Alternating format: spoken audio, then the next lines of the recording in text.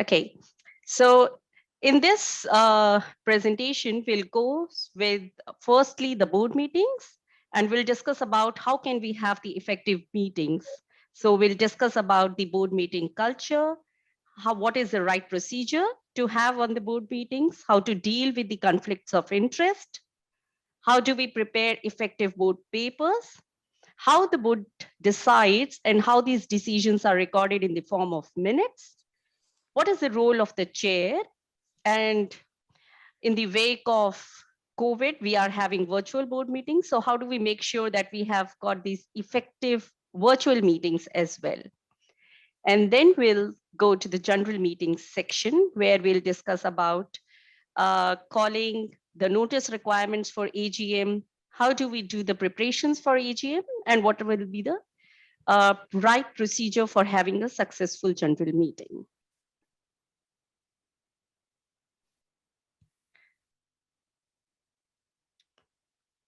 So for a board meeting, to have effective board meeting, a culture is very important that plays a role to have a nice meeting. And Steve will help us to know how do we have this effective culture at board meetings. Thank you, Ansel. I also am on a board, so actually I see this firsthand.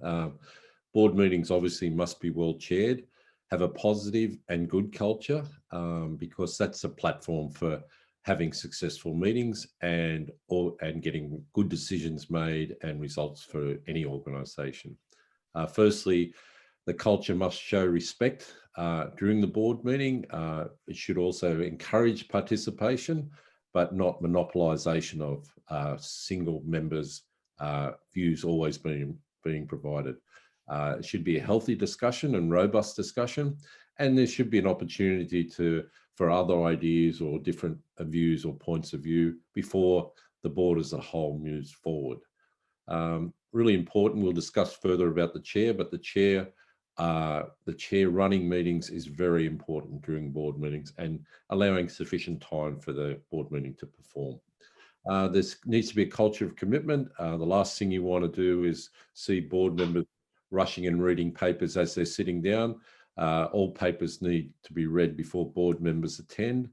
Board members, as a courtesy to other board members, particularly even in the Zoom situation, by being punctual and on time for meetings. And it's very important to make sure that each director does contribute, and that'll be the chair by sometimes asking questions of relevant directors because of their experience or knowledge. Very much a culture of commitment, accessibility and approach. Also the ability to interact with staff and employees, usually via the CEO, but the board should have an opportunity to interact and get a feel for how the organisation is run as well. And obviously in today's day and age, the availability of whistleblower procedures or details. Finally, the board should have a system of self-checking and continuous improvement, because you don't want to be staying in a board that is not improving or developing. We run these situations by having a board evaluation template and a CEO evaluation template. Absolutely well said, Steve. And I think we can have this wonderful culture if we have the board charter. That is a fundamental document that helps the directors to know what are the behaviors that they should be exhibiting, what are their roles, responsibilities, obligations. And we suggest that these things should not be there in the constitution, rather they should be there in the charter, which can be reviewed by the board from year to year on an annual basis. The charter would also have the role of the chair, which is a little more than the other directors, because chairs will have to run the meeting to make sure that agendas are being given to the directors in time and there is a healthy discussion that is taking place. This charter will also suggest what are the measures to control the conflict of interest between the directors, how the board meetings will take place, which may zero down to at what frequency the board wants to meet, or what are the matters which will be reserved for the board to discuss at the meetings. It may also have the delegations to the CEO and to the other staff, and so on and so forth. And lastly, as Steve suggested, it will also help us to provide the measures by which board will be able to evaluate its own performance or the performance of the individual directors or subcommittees. So this is what the board charters is, but before going ahead, we would like to just see what we have gathered from understanding of the culture. So there's a question that you can see on your screens. Which of these do you think can improve the board culture in the organization? Healthy discussions between directors, well-drafted agenda and minutes, right chairing on the board, or all of the above? Two of us feels healthy discussions are important. Yes, indeed, they are very important. Well-drafted agenda and minutes, they are important because they are the ones which drive the discussions. Right chairing on the board is important. Yes, because chair helps in getting the minutes and agendas drafted and have the healthy discussions. So right chairing is very important. And therefore, all of the above are important to have. Not just having one or two will help us to have this healthy board culture. Rather, we should have all these things to have a good board culture. Board meeting procedures. So when we have a board meeting, there are certain procedures before the board meeting that we have to make sure we are doing with the right things at the board meeting and after the board meetings as well. Steve, would you like to jump in? Yes, so basically before the meeting, it is crucial to be very prepared for the meeting, and the preparation starts with the agenda. Usually what will happen is the agenda will be discussed and reviewed after the previous board meeting, and it will usually be circulated to the chair, the CEO, and if the company secretary is involved, would organise those two interactions. Important before the meeting to send notice to all directors of the meetings and dates. Usually you might have a calendar of meeting dates in advance. Obviously also the chair and the CEO should meet prior to the board meeting to discuss items that they believe will come up on the agenda or be ready for items that could be flagged on important issues. Or obviously getting to the meeting, and you need to make sure that you do check the venue and facilities and arrangements. In the Zoom days, obviously it's making sure connections are working and the internet is actually operating efficiently and effectively. So really important to get into the preparation side so it gets smoothly as the directors come into the meeting.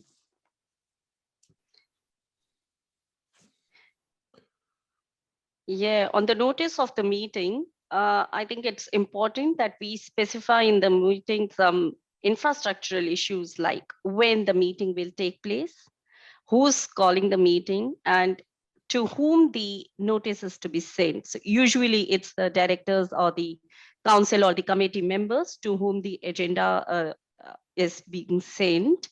At times you may have invitees at the meeting who may explain the agenda in detail to the board. So that agenda should also be going to those invitees. The notice would contain, apart from these infrastructural issues, the agenda and the board papers. So agenda will list down the items that will be discussed, and board papers will be in detail, just deep diving into the issues as to what was the background, why the issue is being put up, and what is desired from the board. And these notices can be sent physically or electronically. But I think today we all are so much accustomed to working in an electronic environment that physical copies have really, I'm not sure who is sending physical copies these days.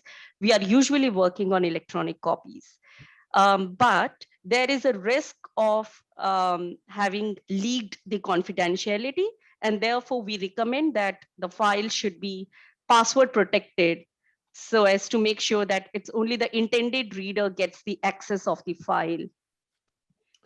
I would recommend everyone be aware of the need for password protection. We've seen a number of instances where boards do all the security in the world around their agenda, their papers, and all of a sudden they send an email with an attachment.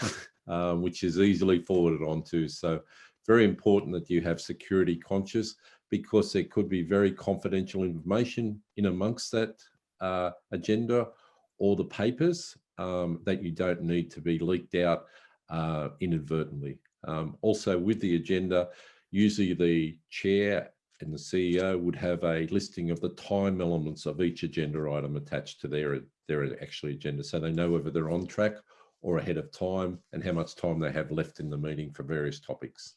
Absolutely, Steve. I think I have also seen some of the companies also have got the electronic platform or the what we called an app or something, where they upload the agendas and you can simply go on the website into the directors section, put in your password, any username and password, and directly get access to the board papers. So then you are saved from even emailing to the members.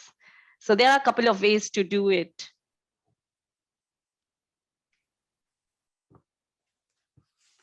Tips for effective board meetings. So this was the preparation work that was done before the board meeting.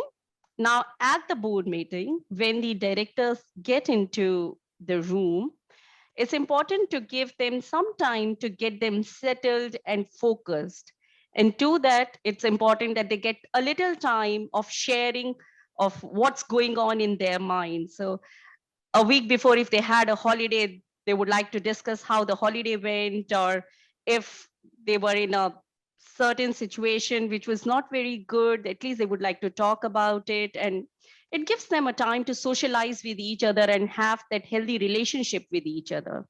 So just a few minutes for them to socialize and to interact with each other, because they meet from month to month. So it's a good opportunity for them to develop this relationship. It's important to have the meetings to start in time and to end in time, just to make sure that even the appointments for some of the directors after the meeting, they are able to attend to it. And they know that everything is being considered to be having a punctuality, just to make sure that there is a punctuality. Ensure participation of all the directors is there, because usually, as we all are people, some of us are more vocal, some of us are less vocal. So it's important that everyone gets a chance to speak and everyone's chance to express their views on the matters. Ensure meeting is not monopolized by one of you. Sorry, Steve. Sorry, I just wanted to reiterate the starting and finishing on time. What can happen if a meeting continually drags out every month? One, you lose directors because they feel that their time is not being spent wisely. So it's very important to have meetings end on time, particularly. And in the day and age with Zoom meetings, a lot of directors have back-to-back meetings. So they expect meetings to finish at a certain time so they can go to the next meeting. Because otherwise you have the situation of them leaving a meeting when the date was and time was advised, and you might lose the quorum of your meeting for important decisions. So very important to finish on time and them to be aware you'll finish on time. Okay. Absolutely. And it's important to make use of each director's unique expertise, because we all are expert in one or the other areas. So it's important to first identify what are the unique expertise of each one, and then to tap on that when it is required.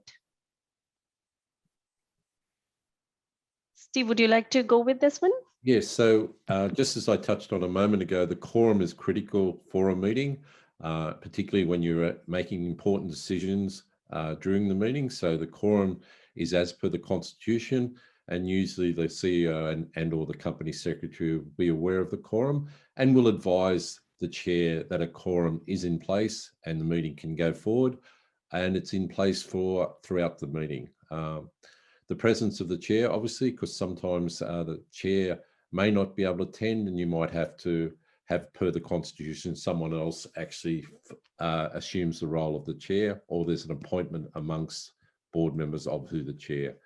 Really important to record the apologies for a number of reasons. One, to know who was in the meeting when agenda items were approved and recommendations were agreed.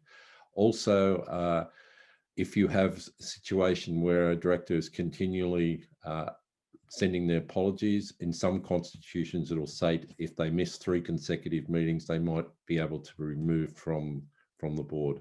Obviously, that should be the last resort. Usually a chair, if a board member is missing a number of meetings, will have an offline discussion with that director. And that might throw up some reasons why they're missing it. It might be some help in that director being at a meeting at a certain times. Also very important to record the conflicts of interest, because that will be as part of the minutes shown who was in the meeting when decisions were made, and ensuring there was no conflicts in those decisions made. Invitees remain in the board meeting usually for only that section of the agenda that they're discussing and providing the expertise, because there could be other information that comes up during the board meeting that board members might wish to be passed back to other executives or to the general discussion. Yeah. Okay, what do you think how to handle conflicts of interest of directors? Directors should declare their conflicts of interest upon their appointment. Conflict of interest is a standing agenda item at every meeting, and each director should inform change, if any, at that meeting. Conflict of interest schedule for directors to get updated on an annual basis. Or do you think all of the above should be done to handle the conflicts of interest? So one of us feels directors should declare upon appointment. 4 says it should be a standing item at each meeting, and every change should be informed at that meeting. No one feels that directors should get that updated annually. And 9 of us, most of us feel that all of the above. So I think it's all of the above. Everything has to be done to make sure, because we want to give directors enough opportunities to declare their interests so that the whole board is aware of where their interests are and is that interest conflicting to the interest of the organization, and what is to be done if there is a conflict of interest. So it's important to have this declaration at the appointment starting, giving them every opportunity, if the meeting is held on a monthly basis or on a quarterly basis, that opportunity to evaluate their conflicts and let the board know where their interests are. And then at the annual, every year end, there should be the complete schedule should be given to the board to review again. And I think Steve can talk more about it. Yeah. So just touching on those 3 items in particular, obviously the directors should declare their conflict of interest on appointment. Usually actually the board will become aware of any conflicts at a pre-discussion with directors, because the last thing you want is directors to come on the board and the conflict is so material that they actually can't enter into the decision-making process or help the board function. So very early on, it's important to understand any conflicts of interest. As you've said in the listing, conflict of interest is a normal standing agenda item at each meeting.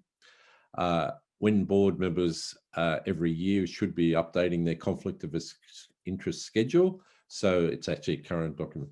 I've actually seen in some organisations they attach to the board papers every month the schedule of conflicts of interest, so directors have the opportunity to update that on a monthly basis, and during the board meeting the chair will ask, is there anyone got any changes to the attached conflict of interest schedule? So that has been a trend in some organisations, particularly if they're in the discussions of certain items that may cause a conflict of interest.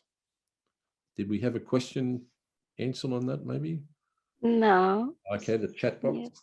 no problem. No, yeah. Okay, so we'll just close that now and just run through some of the items that define a conflict of interest. Very important to understand that a conflict of interest will arise at various times because people are involved in lots of areas that they have expertise in. So there will be instances where that expertise is relevant for discussions in a board meeting. So it's not a bad thing, but it's really important how you manage that conflict of interest. It arises obviously when a director is own duties to the organisation or board conflict with their outside or private or individual interests. So that does occur on occasions, and what directors need to do is make a declaration, and the board must have policies on how to handle that conflict of interest.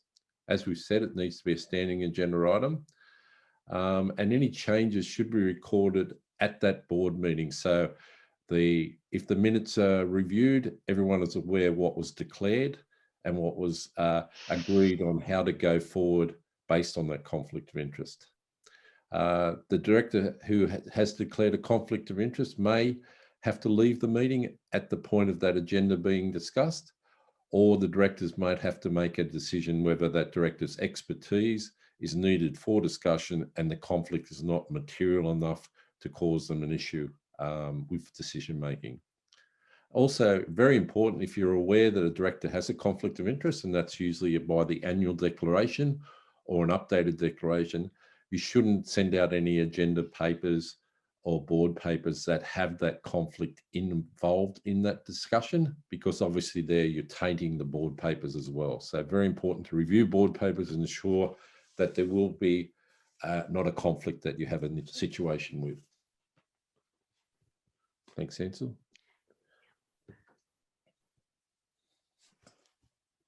I've just put a couple of examples in of conflicts of interest. So in this particular situation, as lots of organisations do, they have a preferred superannuation fund that they send the employees contributions to on a monthly basis. In this case, Alison is the CEO, her husband is a funds manager at XYZ Super, and Paul's remuneration is determined by the number of new members that join.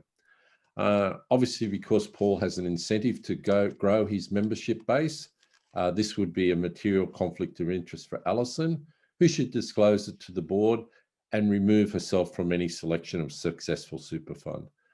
So various times super funds will be agreed on. It's really important just to make sure that the employees did get a choice in this situation and Alison wouldn't be involved in the discussion. A second one, which lots of organisations have when they're running a corporate event, they go out to get quotes from local catering services. In Beth's situation, her husband Andrew owns a catering company that supplies food and beverages to these types of corporate events. If Andrew wishes to quote for the work, Beth should declare that she has a conflict of interest. Beth would normally remove herself from any decision making in the selecting of the caterer, and Beth should not have any involvement in reviewing any of the quotes received, because that might give her access to confidential information, which could be a problem if the unsuccessful tenderers become aware of that. So did anyone have any questions on conflicts of interest? Because like I said, there will be conflicts of interest. It's really important just how you manage those conflicts of interest. And I think it's important just to declare, so the director is safe once the interest is declared. So it's important as a responsibility of all the directors, and it's the responsibility of CEO or the company secretary to make the directors aware that they should declare their interest in the board meetings. Question? Yes, Rob. So should we sit down and sort of say to ourselves, well, what are the possible areas of conflict that might arise? So we should work through that process ourselves and think, well, you know, you might be invited by somebody else to speak at another group of the same type, or to join another group of the same type and things like that. Should we sit down and work through that as to get our set of examples and then what to do with each type? Look, I think the key thing is declare. If a director is in doubt, they should declare it, and then the board as a whole should discuss it. Even in an inadvertent one, such as being on another organisation, if that's a not-for-profit charity, it mightn't cause you a conflict of interest, but it's always good to have a discussion around, is that organisation in the same field as the board? Because being appointed to a board, you have a responsibility to that board only. Any members that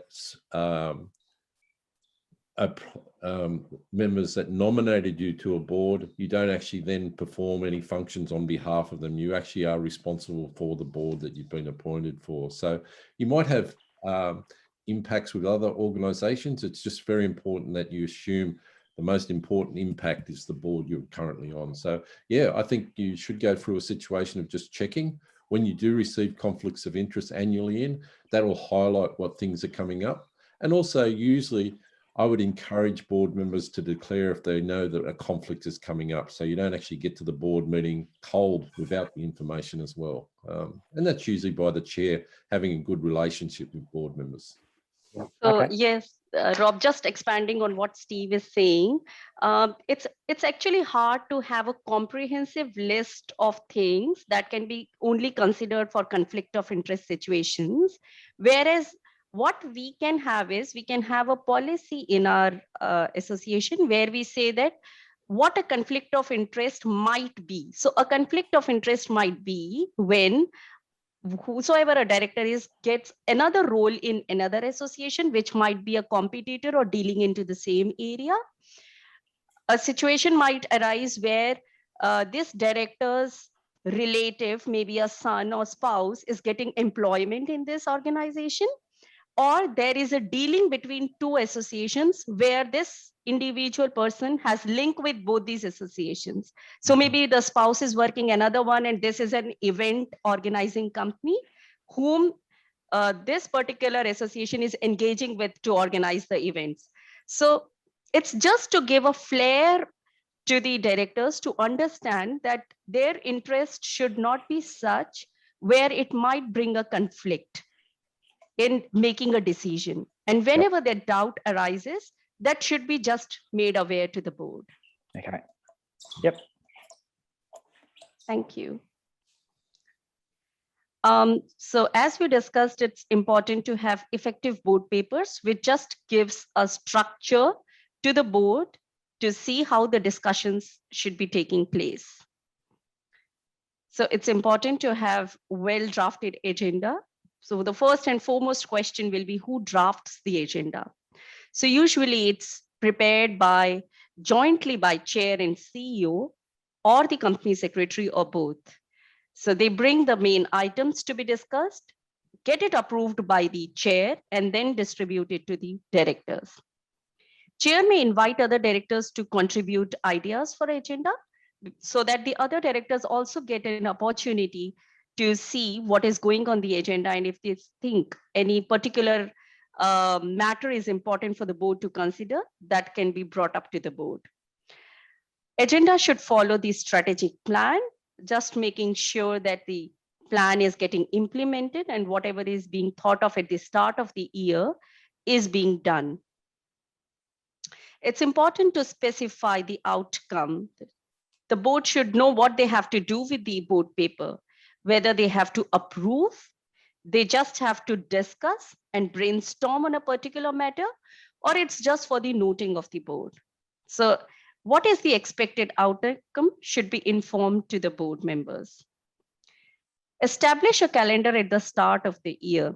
It's just to make sure that once a strategic plan is being laid down, what items we want the board to consider at what time of the year. If we can build an agenda at the beginning, it just helps the directors, the CEO, and everyone in the organization to be planned and to see what should go at which board meeting. I think you can't underestimate that, Ansel. I think if you establish a clear calendar for a year, then board members know what dates they are at the meetings of, because they might have other board memberships that could clash. That way you ensure a reasonable attendance of board members. There might be at different times where one or two board members might be missing, but you get the nucleus of the board attending regularly at board meetings rather than having to send apologies in. And in addition, the calendar of items that are going to be regularly discussed is key, because they should be there when you're approving the final annual accounts.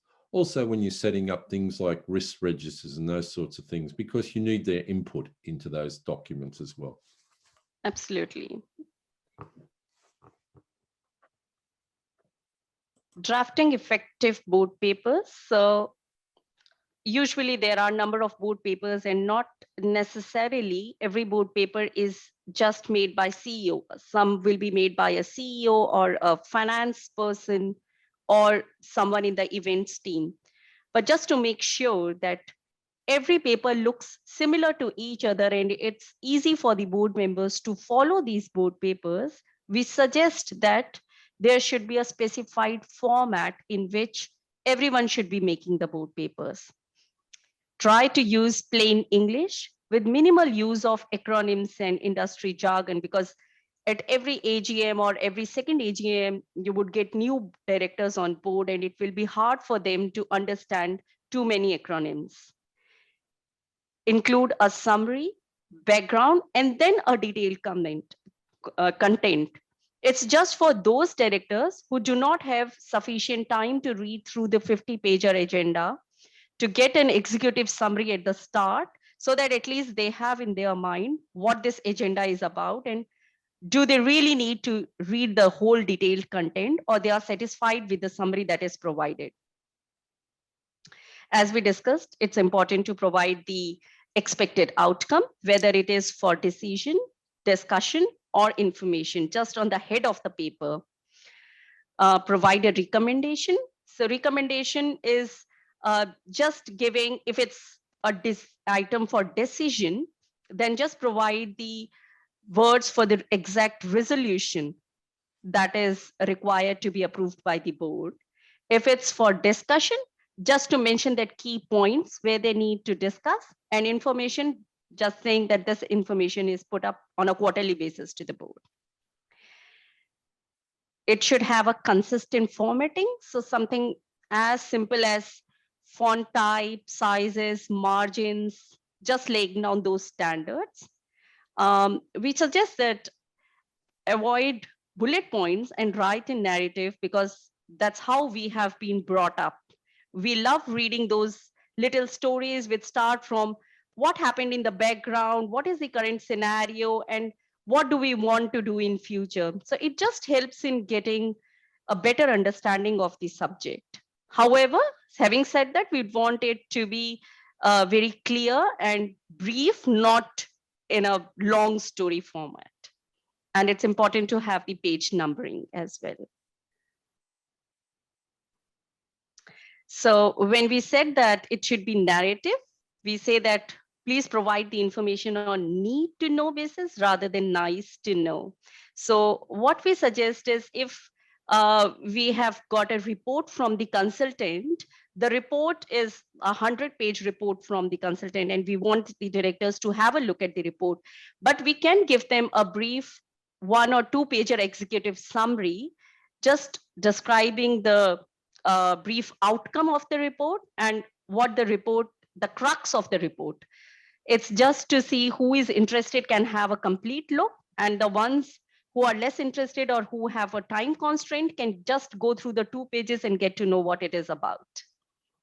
Any data to be provided should be supplemented with the analysis and the insights. So we should not assume that just looking at the graph, the directors will be able to, they have to analyze what the graph says, rather just 1 or 2 lines about the graph should be there.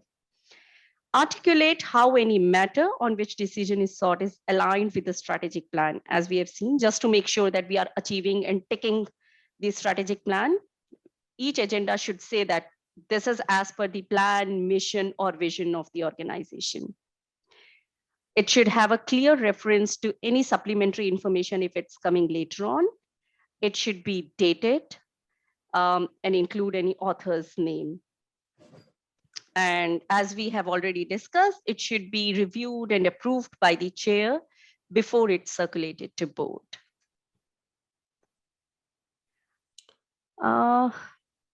We have one question or comment from Michael. I'm a little concerned by the comments on providing a summary, is specifically the suggestion that director can then decide if they read in detail. I thought a director is responsible to read all the information in the papers, then the skill is to prepare the paper accordingly, providing optional extra detail. I agree, Michael, what you're saying. it's important that directors read in entirety, but we also have to give regard to the time that they have on their plate. Sometimes the directors are really engaged and they want to have a feel of what is being talked about. So if we give in the summary what the agenda is about and they know the background of it and they understand what is being talked about, they may not want to read the whole thing. It's just for the benefit of them. But then, yes, as the director's responsibility, if there is an iota of doubt about the agenda, they should read the complete document. Also, by having the executive summary in that Ansel, certain directors will have an area of expertise, and by reading the executive summary, they'll feel inclined to go and read that information in more detail, obviously, and they will also probably, by reading the executive summary, look at what questions are raised by reading that and making sure that's covered off by the attachments. So the executive summary gives them an early indication of what things they should be looking for in the attached papers and make how much relevance is in that attached papers as well. So it's a good heads up to the directors of what they're going to be provided with at the board meeting as well. Yeah, thanks, Steve. Michael, I hope we have answered, or would you like to come up and talk a little more about your query? Sure, thanks, Anshul. No problem with having an executive summary. I think that's entirely appropriate for the reasons that Stephen just outlined as a heads up and whatnot. But I don't think that excuses them from not reading the rest. There's still their responsibility to read the rest of the paper. Now, the issue, as I say, the skill comes in preparing a paper. You don't want to prepare board papers that are, you know, each paper is 10 pages long. That's should be the optional detail. And therefore, it is a real skill to get it into a paper that is a length that ensures all directors adhere to their responsibility of reading the whole paper. Absolutely. Wherever is required, directors should read the complete paper, the entire information, all the annexures. That's the primary responsibility of the directors. You're absolutely right. But just it helps them to know in advance what will be there on a further read. The other good part about doing that as well is the director then might request the person that presented the paper, if they're not normally in that section of the board meeting, to attend that board meeting to make comments and get further information. So it's a good heads up as well. Yep.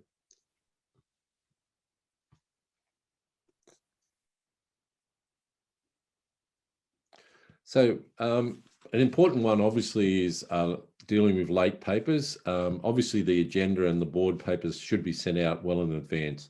In most organizations, if they say, for instance, they have a board meeting coming up on a Friday, the previous Friday, board papers would be required to be sent out. So the director has a weekend in between to look and read papers, because they might be having an extremely busy schedule. They've got their own day job, so they need adequate time.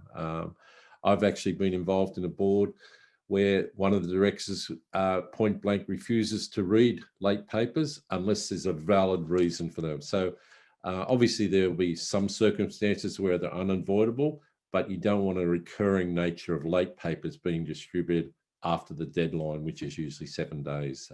So because that's treating the directors with respect, treating the directors' time as valuable, and that way getting good, robust discussion on the papers that you put in place. So the message is avoid late papers wherever possible, avoid tabling documents and presentations at the board meeting. They should be well in advance.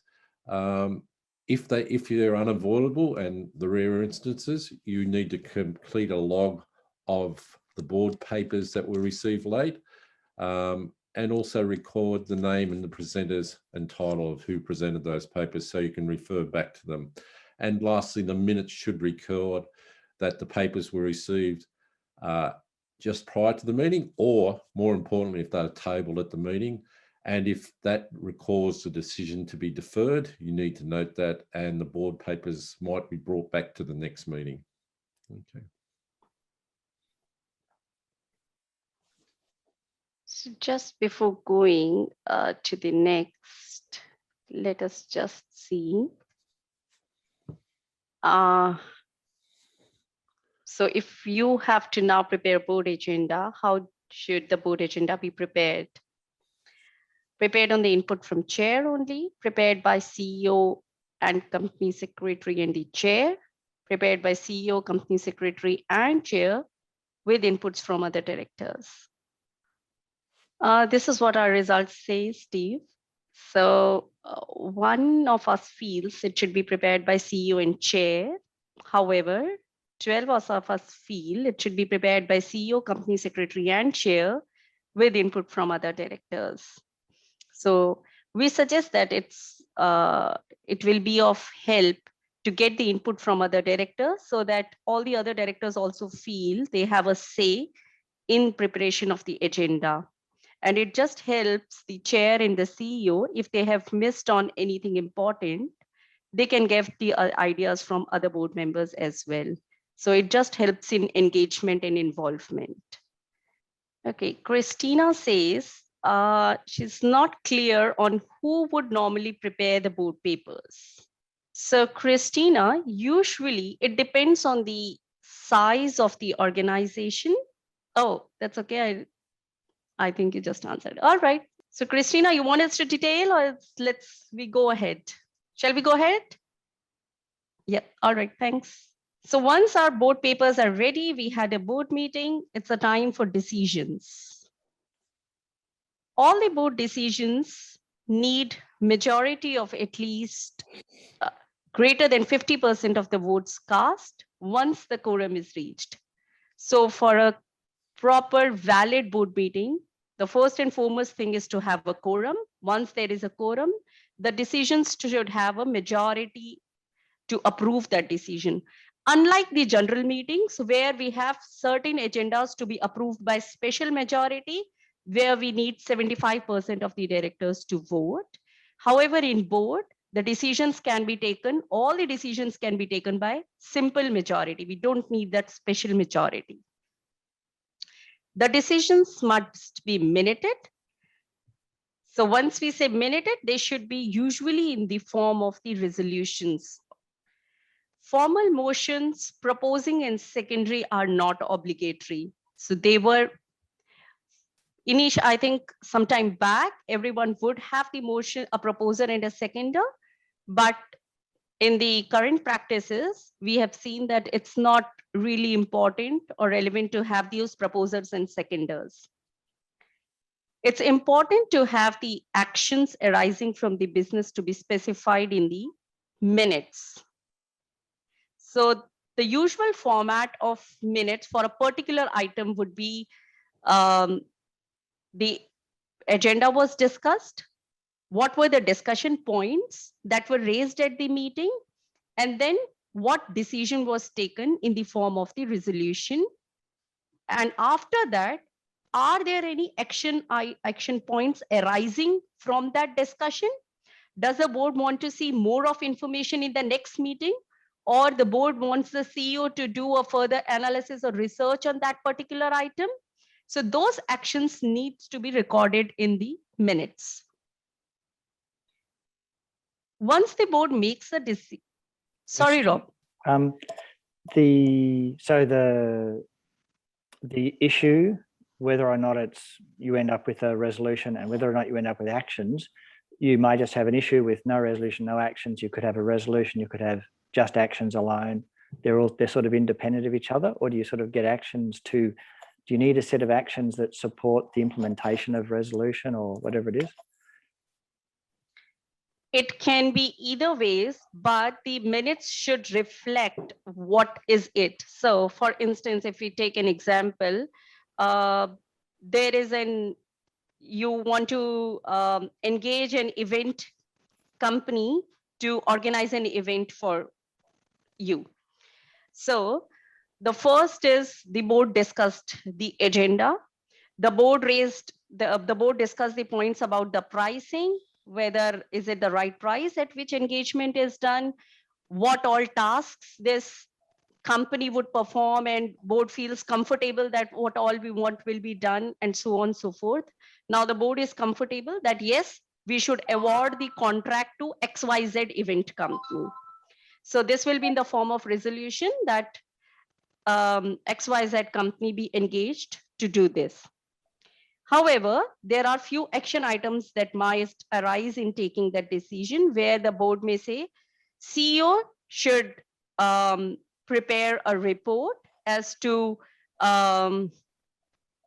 the contract awarding. The report should be made by CEO, what the tasks, particular tasks will be done by this company, who all people from this organization will be working with this events company to coordinate and come back to the next board meeting to inform the board as to what's happening. So at each board meeting, the CEO should come and inform the board how the progress is being done in organizing that event. So this will go as an action point, and CEO will have, following that action point, CEO will have to come at every board meeting saying board that since you have asked me to come and inform me, where are we after awarding the contract? So I'm just giving you an update.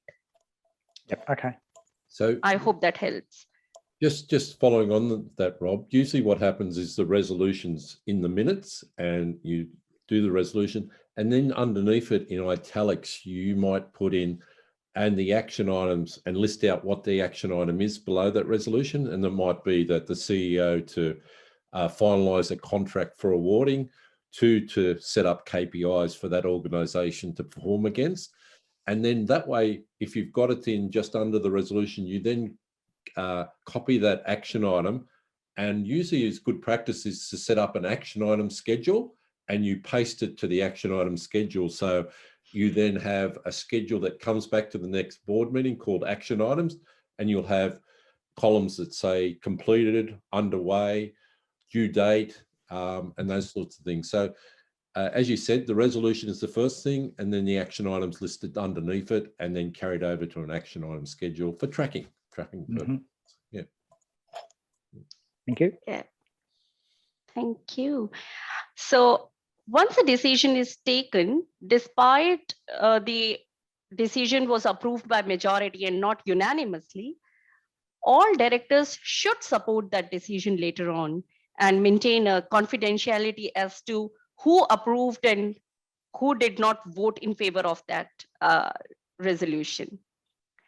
However, if a director strongly disagrees with the decision and is really concerned about future implications, they can raise their concerns and it can be recorded in their name as to XYZ director raised the concern and did not vote in favor of the resolution. Otherwise, in the board decisions, we would suggest not to include the name of the directors who voted in favor or in against of a particular item.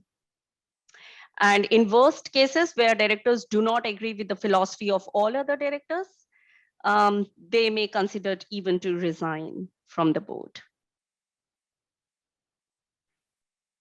So when any discussion or agreement is to be done by the board, the chair usually takes a lead role to summarize the consensus on decision, what are the agreed outcomes, and actions that needs to be taken in furtherance of the decision.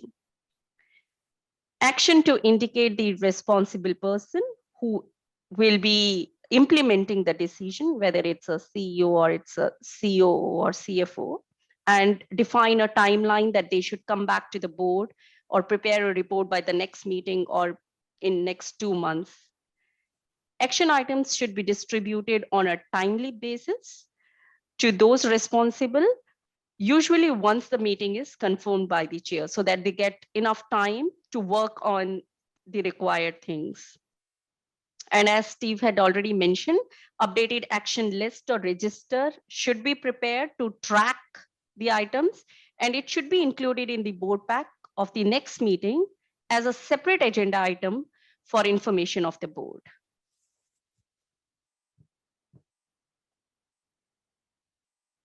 Did you want to pause, Ansel? Yes, I'm just bringing up.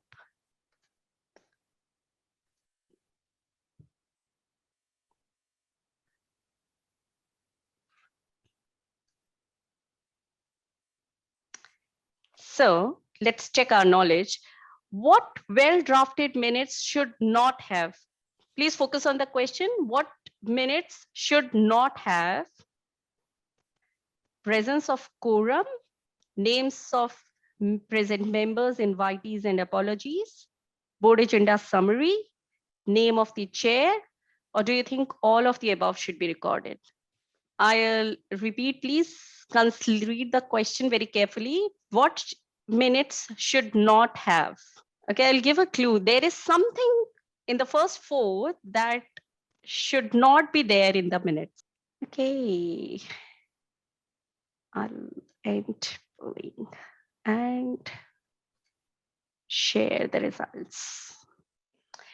So in a well-drafted minutes, we should show the presence of quorum just to make us aware that the meeting was correct and that's why it's a valid meeting. It should contain the names of the present board members, the invitees, and the apologies. Board agenda summary is in question mark, and we'll discuss why.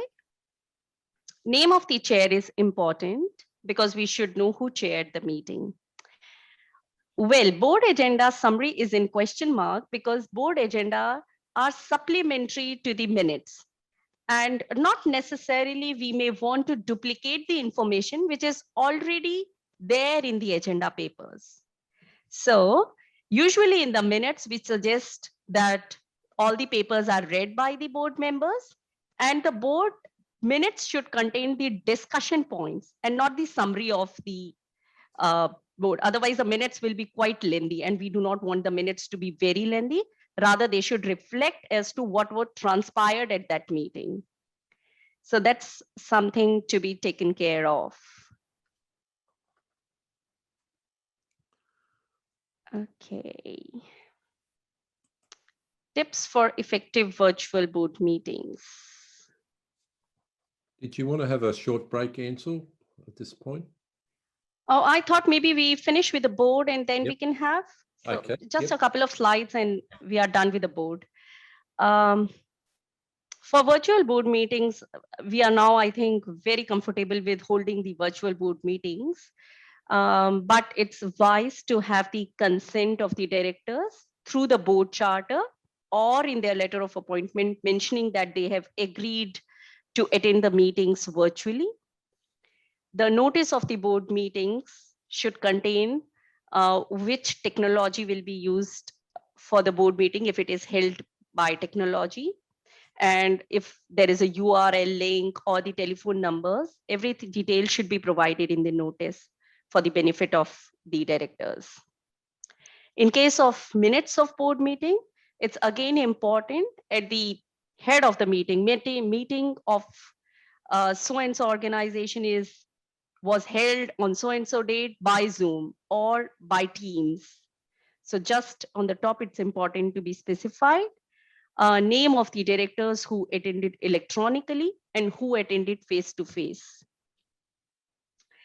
The minutes can be signed electronically, but what is to be taken into account is to retain the proof of authorization of the individual who signed the minutes to affixing of the electronic signatures. But the directors, if they are signing the minutes on a simple, taking the printout and they scan it, it's workable solution as well. Directors should pass a resolution noting and agreeing that minutes will be signed electronically. This is not mandatory as per law. This is just a good governance practice.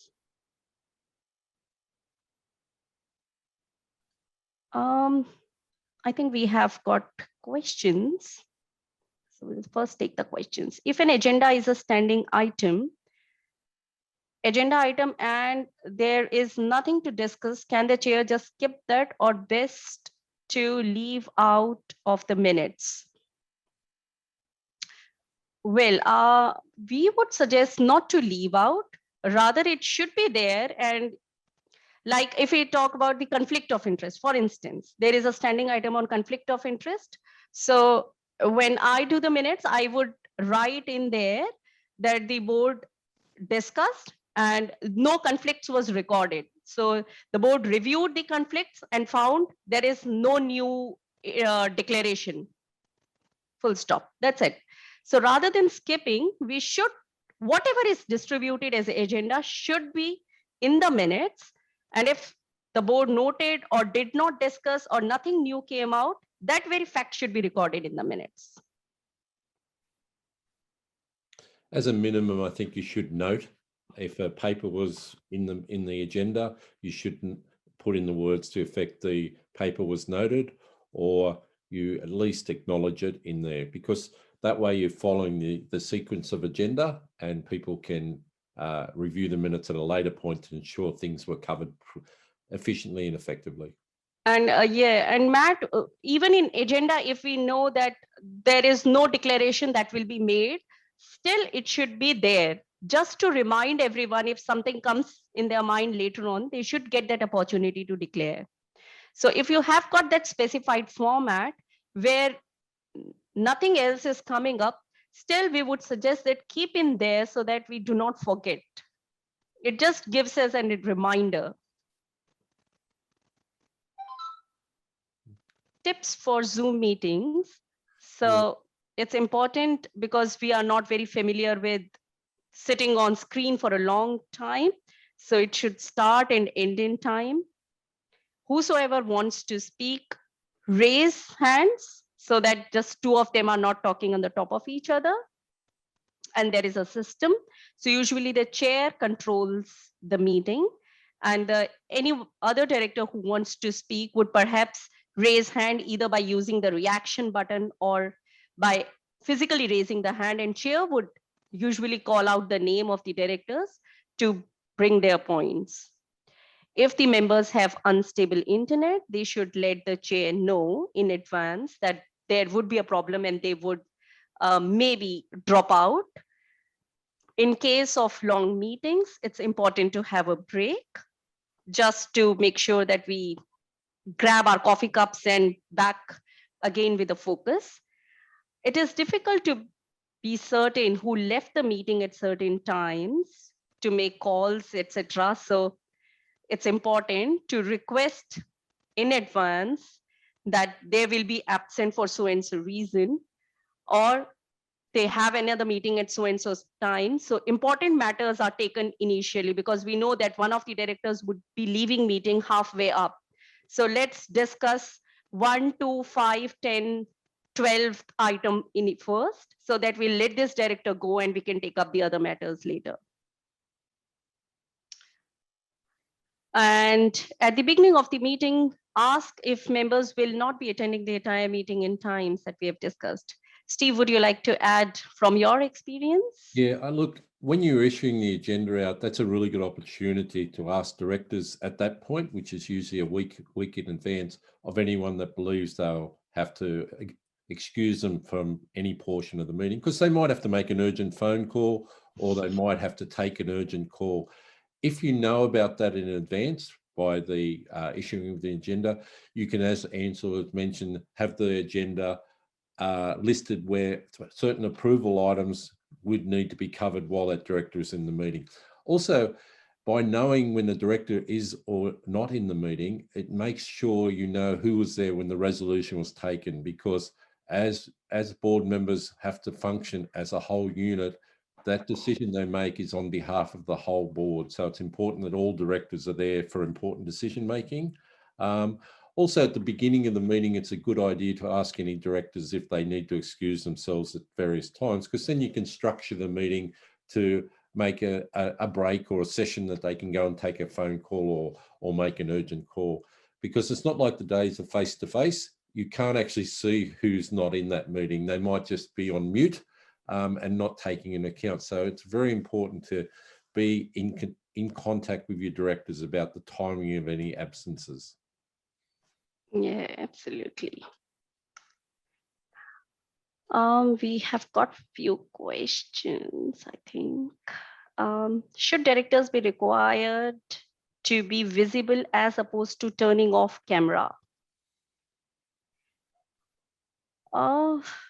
I think, though, it depends on what the group feels about it.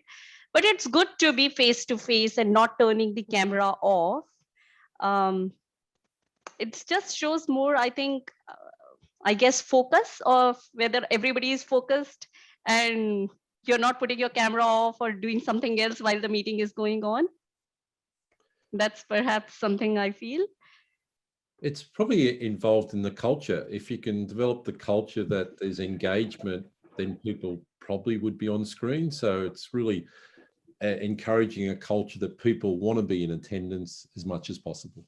Yeah, so like in my experience, I have seen when the chair is usually the one who keeps the camera on, and the other directors might put a camera off for a couple of minutes if they are, I'm not sure if they are taking a break or whatever, but they put it only for a few minutes off and they are again on for the most of the meeting, they put their cameras on. Who should be chair? So it's important to consider who should be chair because chair has more important role to play than other directors. So a chair is required to be tactful, should be able to reconcile the opposing views because there is a brainstorming happening at the board meeting. So chair has to make sure that chair. I'm sorry. Can you put on mute? Thank you.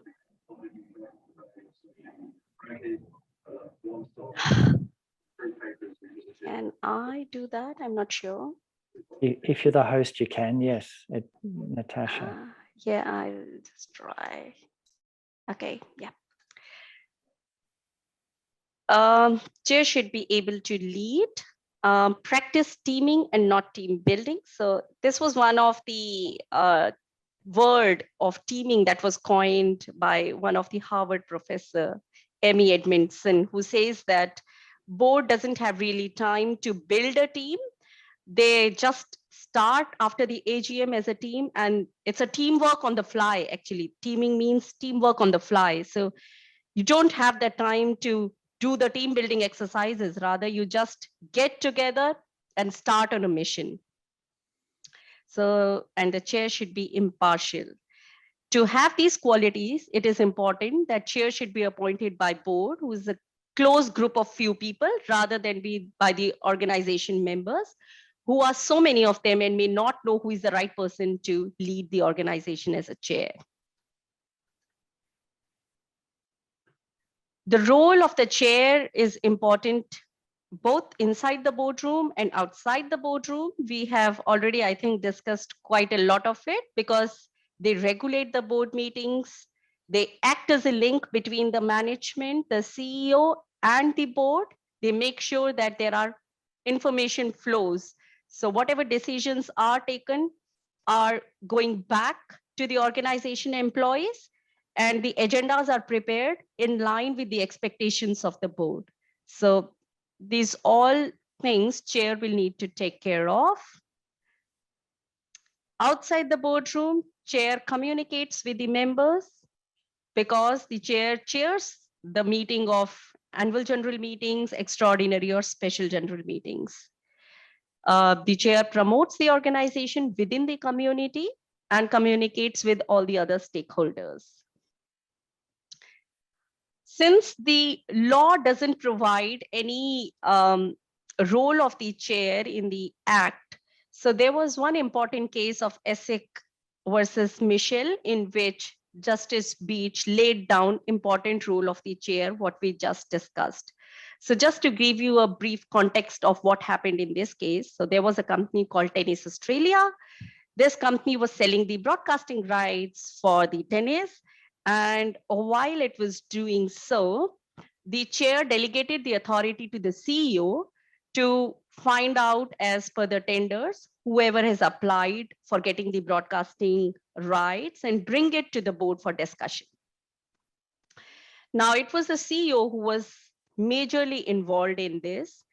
So whatever information CEO gathered had put to the board for discussion. Thereafter, when the board had discussed the whole information, they awarded the broadcasting rights to Channel 7. Now, Essex contested that board was not given sufficient information to make a decision. And this decision was perhaps not in the best interest of Tennis Australia because they lost a more lucrative contract. And it was the duty of the chair to actually look into what all was going to the board and to make sure that sufficient information went to the board. So the chair is responsible for not sending proper information to the board. This matter was then decided in the federal court, where because of insufficient evidence, the chair was not given any reprimand.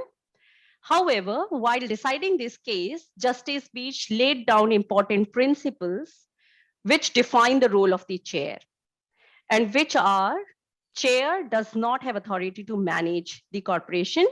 However, he or she does have the power and authority to manage the board meetings. The chair is responsible for setting the agenda. Chair is responsible for ensuring workable and harmonious relations. It's important for chair to set up corporate culture and corporate governance. Chair should ensure proper communications, and chair must make sure that public relation role is played properly.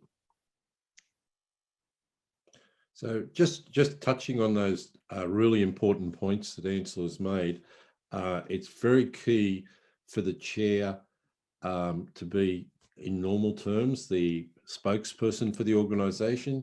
And usually what organisations should do is actually be very clear about that, and maybe in their board charter specify that the chair is the person that makes comments to the media, the chair makes any comments to other organisations, or represents the organisation at events or functions. This is key because some directors at various times might wish to attend a conference or a meeting, and you need to be very clear if they're representing your organisation and the views that they would give at that event or conference, whether they're the views of them as individuals or they're the views of the organisation. And importantly, in today's day and age of social media, it's very important the chair has that discussion with board members of who the spokesperson is and the actual views of the organisation that need or are willing to be put to the media. So you don't get it come at cross purposes or differing opinions winding up in the press. So really important to have an understanding of who makes comments to the press and who has the authority to make those comments. Thanks, Ansel. In regard to time management, as we've said, it's really important the chair ensures the agenda proceeds in line with and allows sufficient time to give discussion and meaningful discussion, so that when a decision is made, each of the views have been canvassed and the board moves through with a positive decision that is made on behalf of the board as a whole. Importantly, the chair should ensure in reviewing the agenda and the papers that go out that there's sufficient information to show whether it's just a normal noting or, more importantly, whether it requires a decision or approval. So really important. So directors, when they're reading their papers, are really aware of what their responsibility is. And when they turn up at the board meeting, they know what is required of them. And during parts of the meeting, the board should be reminded of how the discussion is going. The chair might reiterate what the discussion was and the views taken.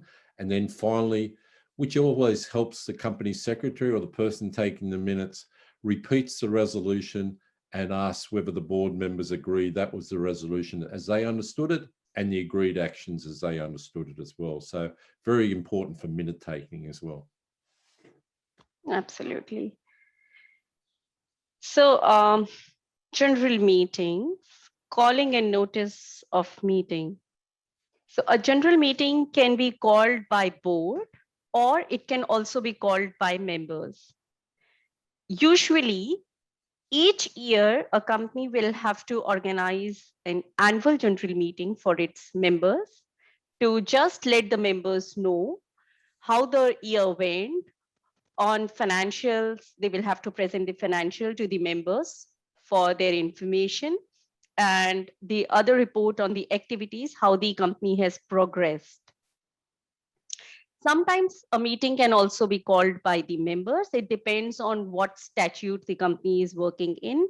So under Corporations Act, it is usually at least 5% of the members, if they feel that there is a matter of either removing a board member, or there are certain specified items if they want to discuss at the meeting of members, they may also call a special general meeting or extraordinary general meetings uh, in accordance with the Act. So for a notice of general meeting, the notice period is usually defined in legislation. So for a company limited by guarantee, it is 21 days. For some of the state legislation, it is 14 days. However, it becomes 21 days if there is a special resolution to be passed. And these notice periods are usually specified in the constitution of the companies. A notice may be given on a shorter period in only few circumstances as laid down in the legislation. A notice has to be given to all the members, directors, and the auditor if there is any. It can be sent physically to all the members or electronically if there is a provision in the constitution. The general meeting notice will have place, date, and time of the meeting. If it is held by the technology that is being used. So if it's happening by Zoom or by Teams or whichever technology it is, and the links, the URL link should also be provided. Business and agenda of the meeting needs to be specified. So as we said, the financial statements to be considered, auditor's report will be put up to the members. If the auditor is being appointed, that will be specified, the appointment of the auditor and determining the remuneration and so on. Explanatory notes to the items of special business. So if something that is coming to the members as a special business, that will need to have explanatory notes. So if there is a constitution change that is happening, it should be accompanied by explanatory notes for the members to understand what all changes are being made in the constitution, for them to take a decision whether they approve of it or they have objections to it. The notice should also contain the meeting guidelines, such as what will be the procedures for voting, show of hands or polls, what are the requirements of proxy. The proxy should be submitted like within 48 hours before the meeting or 24 hours before the meeting, depending on what provision is there in the constitution. And if they have any questions, where can they post their questions, to whom they can send their questions to get answers. And it should also include the proxy form. For the members who are not able to attend the meeting in person, they can appoint a proxy for themselves who can attend the meeting on their behalf and vote on their behalf.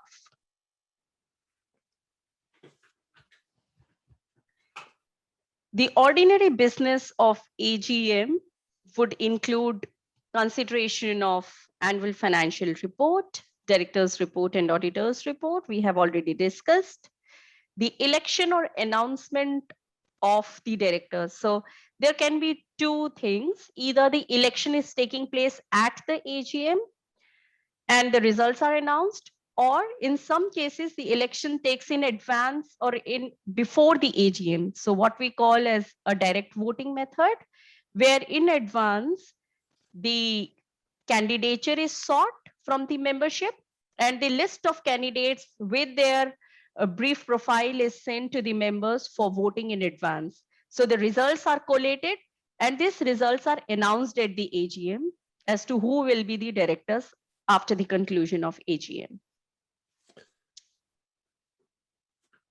Steve.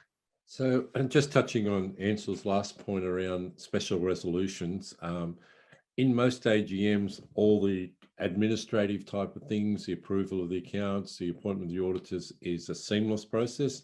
It's very important that the directors put a lot of time and effort into the special resolutions, because, as Ansel has mentioned, you need to have enough information, usually called an explanatory memorandum, under the various special resolutions, if there's 1, 2 or 3, enough information to explain to the members why you're taking that special resolution to the AGM, and ensuring that you're bringing the members along in that discussion, that they don't all of a sudden get a surprise and asked to approve something that is completely left field and they haven't even thought about it or considered it. Usually what you would do at the directors meeting before the AGM, or a number of meetings, discuss strategies about how to present the special resolution, and also discuss if there will be any differing opinions on the special resolution, so that you come to the AGM prepared and understand the ones of the people that might need convincing and the members need convincing, or whether there will be robust discussion, or whether that special resolution will go through fairly seamless. So really important to understand a strategy around putting a special resolution to an AGM. Yeah, that's right. And in some cases, we have also experienced that the other membership forum are organized in advance of these special general meetings and AGMs, where the issue is discussed, and just to get a initial feedback from members as to how members are perceiving of that change. So it just helps to get these agendas passed in the special meetings seamlessly and without having much of objection raised at the meetings. If applicable, appointment of the auditors and other matters required by the Constitution, for example, setting up of membership fee or confirmation of minutes. So it's very important to see through the Constitution what the membership rights are, what things are decided by the members in the members meeting, and what things the board has the authority to decide. AGM may also conduct other business, for example, consideration of special resolution, which we have already discussed. Who can attend an AGM? Usually it's members meeting. So members are the foremost people for whom this meeting is organized. Representatives of body corporates. So if there are corporates who are member of the organization, a representative from them. Proxy holders, auditors, and any other person if he or she is invited by the chair. To have a successful general meeting, it's important that we have proper logistics and we have done adequate preparation for the meeting, as Steve suggested. So to prepare for AGM, it's important to prepare a chair script or a run sheet for the chair to make the chair aware as to what is to be done at what point in time. So a chair will start at welcoming the members. What are the things that the chair would say at the time of welcoming members, reading out the number of proxies that have been received, to read out the resolutions that are put up to the members, asking questions at each item. The chair, it's important for the chair to remember to ask the members if they have any questions.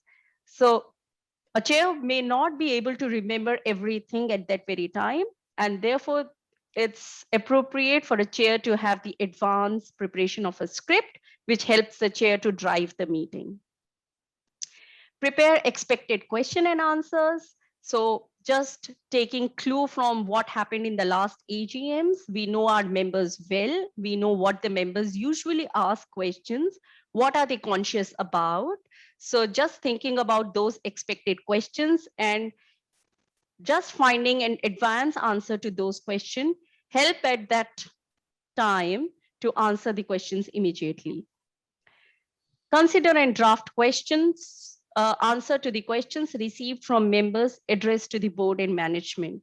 So when the notice is sent, we had mentioned that we should specify if the members have questions, they can send to the secretary or to the CEO at so-and-so mail ID. So when we receive these advanced questions, we should articulate the answer of these questions in advance, and these answers should be given at the AGM to those members. Provide to the auditor any questions. If we get some from the members, addressed to the auditor, and insert the proxy results in the slide presentation. So it's important for the chair to read out the proxy results, how many proxies we have received, and what are the proxies. We have got directed proxies, or we have got the proxies from the members. Really important in this section to have speaking notes. If it's not only the chair is speaking, if the CEO is speaking, or certain directors are speaking at various times in the AGM, because then you have a script that they can stick to. And as Ansel said, you actually prepare in advance any questions and answers that would normally come up in the AGM based on last year, or based on something that's happened recently. If something's very topical at the moment, you should prepare for questions on that, and have that information obviously available to the chair and the CEO or relevant directors. At the AGM for logistics, estimate how many members are expected. So that kind of arrangement, the seating arrangement, the facilities can be arranged. Check the venue, the facilities, the equipments, if it's a physical meeting at the AGM venue. See to the seating plan, prepare the possible needs, example, the polling papers, ballot boxes. So we recommend to have a checklist before the AGM as to what all things should be checked at the venue to make sure that nothing gets amiss. Take the reference material along, copies of constitution, the legislation, last meeting minutes, register of members, and so on. And it's important to look into the catering arrangements and assess when to provide the refreshments. So usually AGM is a formal meeting of members where only the formal agenda which is specified in the notice gets discussed. And at the end of the AGM, there can be a break, or the members can then informally get together, discuss things other than what was discussed at AGM. So whatever is on their mind, how do they think the organization should be going further? All those matters should be discussed later on at the time when they are having the refreshments and they are in a good mood to chat about.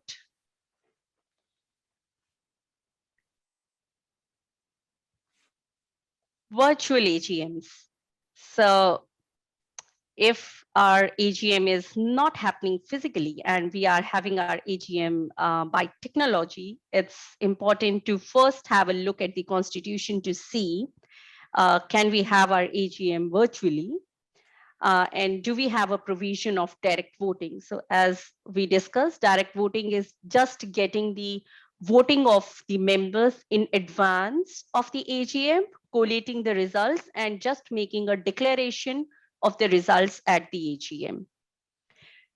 Use the technology that provides member reasonable opportunity to ask questions during the meeting. This is one of the most important points, that members should be given that opportunity to ask questions, because if members raise a point that they were not given opportunity to ask questions, the matter may be overturned, the decision may be overturned.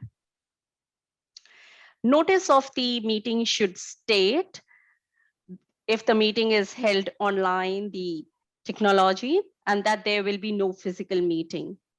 Steps to use technology platform, how to send questions and vote online. It's important to update the website with AGM section and provide all these details in that section to make sure that the members are aware of how the AGM will happen. It's important to do rehearsals, practice to test the technology that will facilitate the meeting. Make standby arrangements. If the technology fails, there should be a plan B. It's important to test the connectivity. It helps to allow attendees to log in 15 minutes before the AGM. So if there are technology glitches, they can be worked out. Tech support should be ready in advance to assist the attendees if they face a problem. appoint a moderator to assist the chair in answering the online questions. So it might happen there are a number of questions coming online. Since the chair is driving the meeting, reading the chair notes, it will be hard for the chair to keep a tab on the questions. So it is a moderator who helps the chair in telling the chair the questions that are coming from the members, so that the chair can focus only on answering the questions and not looking at the questions that are coming from the members. Open the poll at the start of the meeting. So it's for the chair to make sure that the poll is open at the beginning, and alert the members at least 5 minutes before closing of the poll.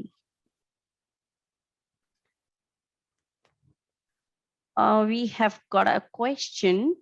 What if chair can't answer the question? That's a very good question. Well, it might happen. A chair is not a one who would be able to answer any question. So there are two things. First, there are other directors sitting on the panel who will assist chair in answering the question, or the CEO is also sitting on the side who can assist the chair in providing the answer.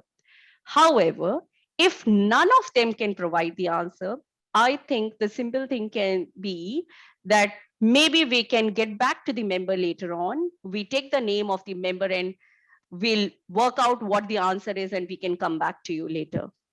This is what is not on the top of our heads right away.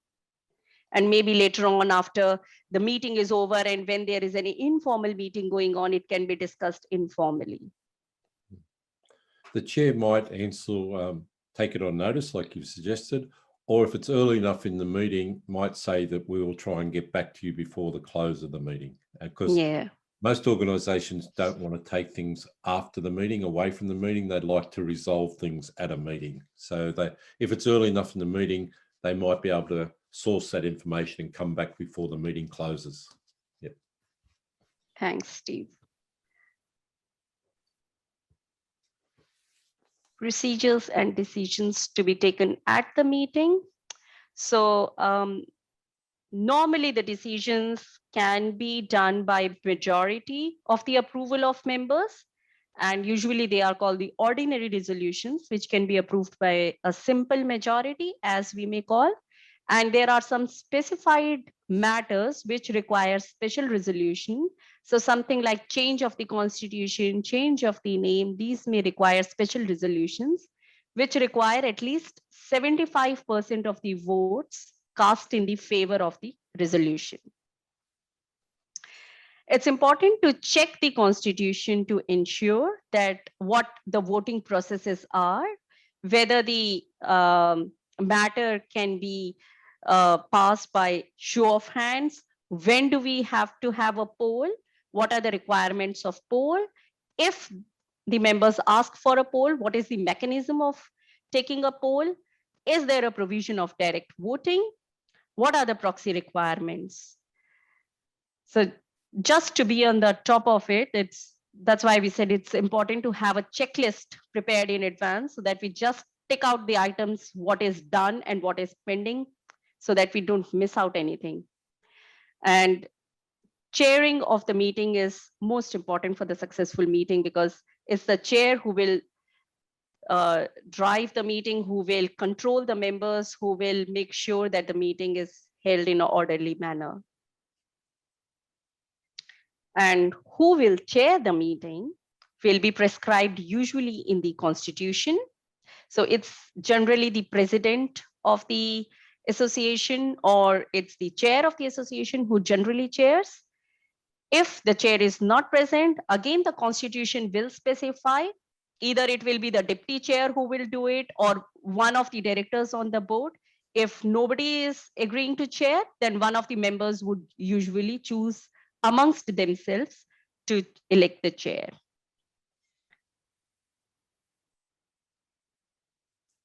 Role of the chair at a general meeting will be to work with the CEO and company secretary to confirm the agenda, preside over the meeting, and sign the minutes within a reasonable time. So we usually suggest that once the AGM is over, the minutes of the AGM should be prepared and put up at the next board meeting for all the directors to have a look at it and just to check the accuracy of minutes. Once it is approved by all the directors at that meeting, the chair can sign those minutes. And then it can be available for inspection for all the members.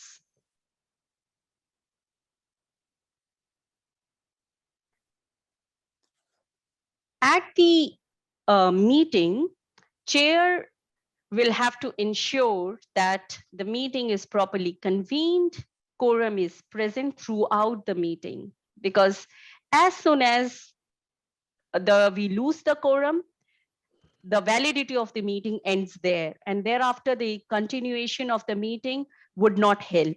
So it's important to make sure that quorum is present not just at the start of the meeting, but it's present throughout the meeting. The chair preserves the order, regulates the discussions, gives reasonable opportunity to the members to ask questions or make comments on the management of the association. Allow the members to ask questions to the auditors, control the voting process, and if there is a trouble, if the members are not, if the meeting is not going on orderly, or if there are any other concerns, then adjourn. Declare the meeting as open and closed. So open when it's the time to start the meeting, the quorum is present, just making sure these boxes are ticked, the chair starts the meeting. And when all the agenda has been discussed, all the members have been given reasonable opportunity to ask questions, there is nothing else to be discussed, the polls are done, then the chair closes the meeting. So it's important for the chair to be on the top of these things. So picking up on Ansel's points to date, some of the really important things that have been covered is we do recommend that directors' election process happens before the AGM and the results are declared at the AGM. It's much better to actually announce the new directors at the AGM because you're not running around doing elections while you're trying to run the other important part of the AGM. It also gives the chair an opportunity to thank the outgoing directors for their services and loyalty to the board, and also makes an opportunity for the chair to announce the new directors so people are aware of who the directors going forward are. We recommend obviously use direct voting and the voting then to be announced, obviously. As we've touched on a number of times, the chair's script is key, and even to the point of putting a pause in the chair's script for the chair to ask, is there any further questions from the floor or any further items that need clarification, so that we cover off, as we've shown in the previous case, that there is robust discussion and everyone got an opportunity to participate. Also, it's really important for the chair to make sure the proxies are announced, and those direct proxies are usually allocated back to the chair, or if they're allocated to other board members. Obviously, it's a formal meeting, the AGM, so the meeting has to follow the business requirements, and members cannot pass or propose resolutions unless they're provided for in the Constitution. And then generally at the end of the meeting, there is an opportunity for a members' open forum and the chair and the directors to mix with the members, because it's a conclusion of a previous year's results and performance, and it gives a good opportunity for the new and the outgoing directors to have an engagement with the members and get a feel for how the organisation is performing in the eyes of the members. So very important. Obviously, if the AGM has been finished, and you would normally do this at the next board meeting, you review of how it went and get views from the other board members that attended, and look at how any issues that arose, any matters raised by members and the reasons for those and the answers given, a complete appraisal of the success of the meeting or what could be introduced to make it even more successful in the next AGM. Obviously, what went well and what didn't go well. And obviously look at the venue, and as Ansel said, the catering is important as well, because members want to engage with the directors.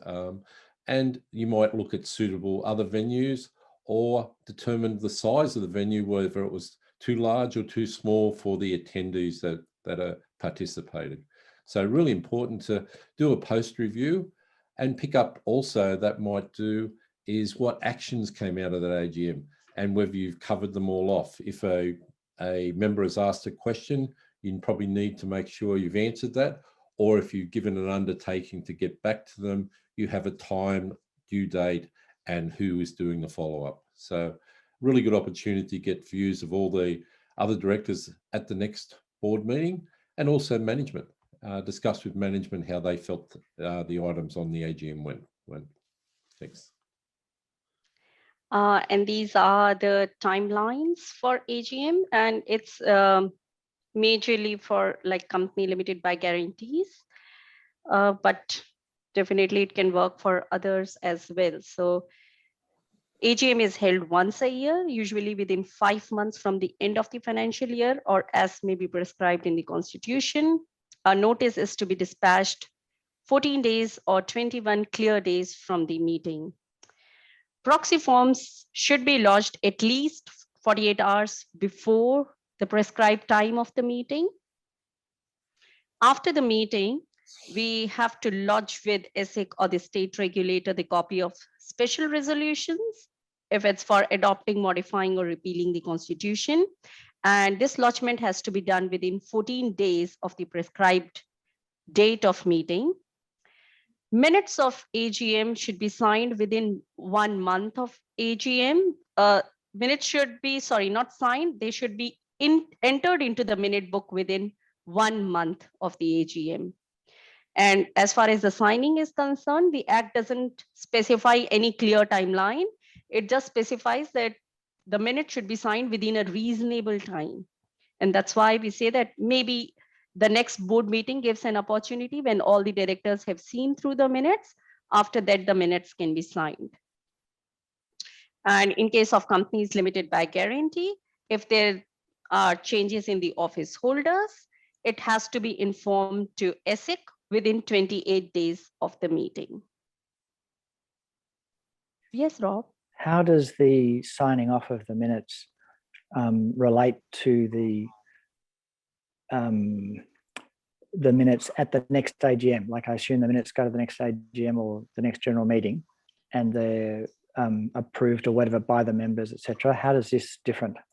So yeah, we usually recommend that minutes should not be confirmed at the next AGM, because if we see the logic behind it, the AGMs are held just once a year. So after one AGM, the next AGM will only be held after 1 year. So would it be appropriate to keep these minutes fluid for 1 year? A, and B, the people who are attending this AGM might not attend the next AGM. And there may be a separate set of members who are attending the next AGM who might not really know what happened at this AGM because they were not there in any case. So would it be appropriate for them to review and to confirm the minutes? Probably not, but the members don't get a chance to review the minutes if it just goes to the committee. Yes, but if you see, the committee are also the members of the association. So a group of members. Sometimes they're the members you don't want to just control the minutes. Yeah, for something like that, but that's all. It's maybe I'm just thinking in a narrow, problematic way, but I understand I certainly agree with the approach. Yeah. Yeah, but Rob, let me tell you that that's a very relevant and pertinent question. And in most of the associations, we have seen that these minutes are getting confirmed at their next AGMs. So they do keep these minutes unsigned or unapproved and wait for the next AGM to consider and finalize or confirm these minutes. So that's what is practically happening with some of the organizations. But our recommendatory approach is to not to keep them fluid for that long. The board should be able to see through it. The chair should be able to sign it. And then it's available for inspection of members so they can view it. And if they're not happy with the way it's presented, then they just have to wait for the next AGM, or do they come back to send a get in touch with one of the committee members and raise the issue there, or? I think it depends. They can raise their issue and they can discuss with the committee members. If it's a relevant one, the committee member would be able to respond as to why that issue was not included in the minutes. And if there is an improvement, a suggestion for improvement, the board can always take on board the suggestion and say that, look, these minutes are signed and we can always take your suggestion for the next meeting. And we'll make sure that your concerns are taken care of and we address these issues for the next meeting.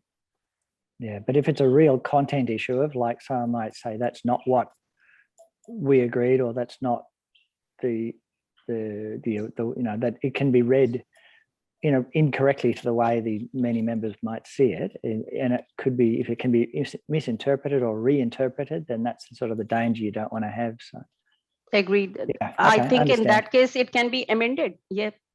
So if that's a real concern, what do you say, Steve? I think that amendment can take place in the minutes. So exactly right. At the next meeting, yeah. So as we've touched on, usually you try and get the minutes approved by the directors who are in attendance at the next meeting after the AGM. So they should cover off most of the things that were discussed. If in your situation you get to the AGM and someone's got a disagreement with those minutes, what you'd probably recommend, and is if you agree with that adjustment, is you might put the words in that AGM's minutes.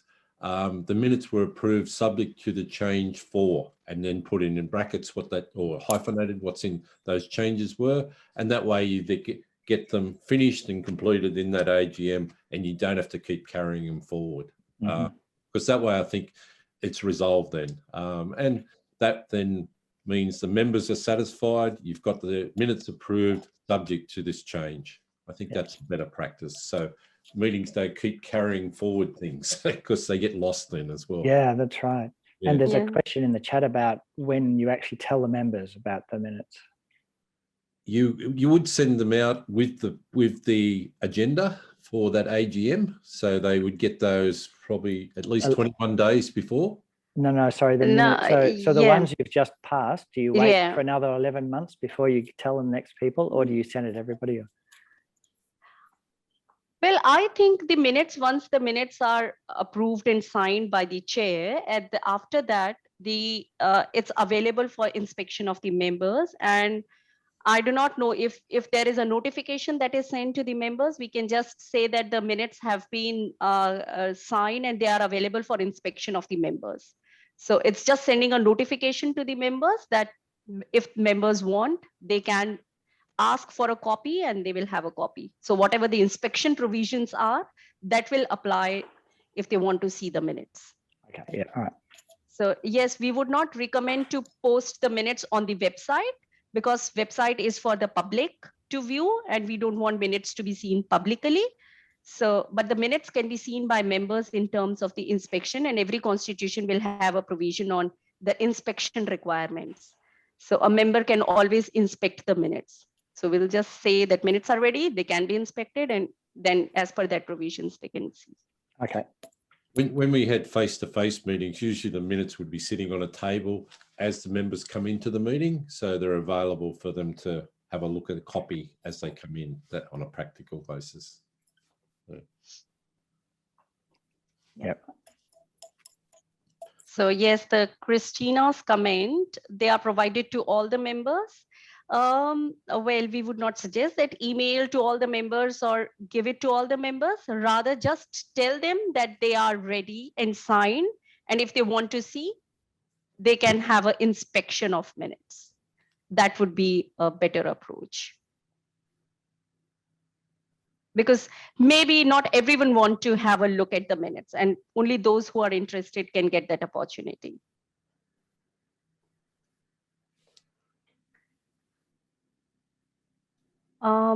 And that's pretty much it that we have for the day. We have one more poll answer as well, I think. Okay, yeah. Thanks, Steve, for reminding me. Okay, that's the last one to see what we have seen. What do you think are the most important factors leading to successful AGM? Effective chair and chairing of the meeting, drafting of notice and sending it to all the required parties, arrangements at the venue, providing no opportunity for question for members, smooth voting process, all of the above. And it's a multiple choice question, so you can tick the boxes what you think are important factors. Okay, we have got, and hooray, we all are right that here there was a problem providing no opportunity for members to ask questions. And hooray, none of us said that it's an important factor. So yes, sharing is important, notice and sending the notice to all is important. Venue is important, whether it's a physical venue or is an meeting by technology, and smooth voting process is important. So that's absolutely right.